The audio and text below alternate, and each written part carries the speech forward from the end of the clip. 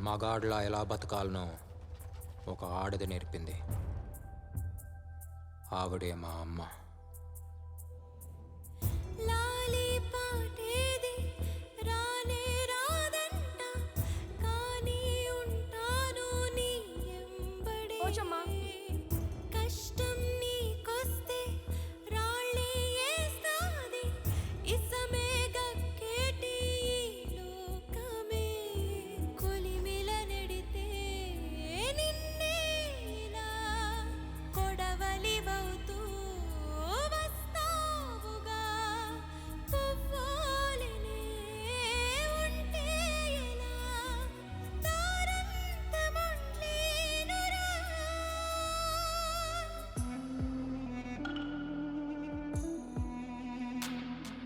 చెప్పకుండా నానబోయిండు.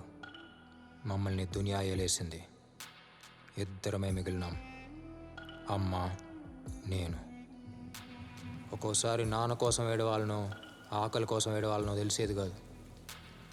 ఏదో కష్టం చేసి ఇంత ముద్ద పెట్టేది. కానీ నేను పండుకున్నాక ఒంటరిగా కూర్చుని ఎక్కి ఎక్కి ఏడిచేది.